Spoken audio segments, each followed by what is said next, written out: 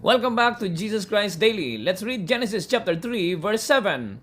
At that moment their eyes were opened, and they suddenly felt shame at their nakedness. So they sewed fig leaves together to cover themselves.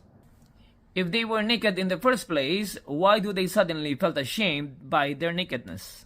Therefore, it is safe to assume that there was a certain point where God has provided some sort of clothing for Adam and Eve. Isaiah 61:10-11 says, I am overwhelmed with joy in the Lord my God, for he has dressed me with the clothing of salvation, and draped me in a robe of righteousness. I am like a bridegroom dressed for his wedding, or a bride with her jewels. The sovereign Lord will show his justice to the nations of the world. Everyone will praise him. His righteousness will be like a garden in early spring, with plants springing up everywhere. Isaiah alluded back to the Garden of Eden and mentioned a clothing of salvation and a robe of righteousness.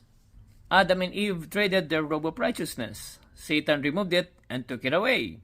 That's why they felt ashamed and naked and covered themselves with fig leaves. Let's read Mark 11:12-14. The next morning as they were leaving Bethany, Jesus was hungry. He noticed a fig tree in full leaf a little way off. So he went over to see if he could find any figs. But there were only leaves because it was too early in the season for fruit. Then Jesus said to the tree, May no one ever eat your fruit again. And the disciples heard him say it. Bethany in Greek is house of affliction and misery. And fig leaves in the Bible symbolizes self-righteousness. My friend, do not eat from the fruit of self-righteousness. Self-righteousness displeases God. It will only bring shame and curses upon your life. My friend, we are righteous in the sight of God because of the blood of His Son, Jesus.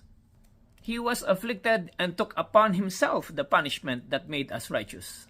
Romans chapter 5 verse 9 says, Therefore, since we are now justified, acquitted, made righteous, and brought into right relationship with God by Christ's blood, how much more certain is it that we shall be saved by him from the indignation and wrath of God. This is the righteousness that pleases God. So my friend, focus on the righteousness of Jesus in your life. Thanks for joining me, and I hope to see you on our next Bible study. God bless.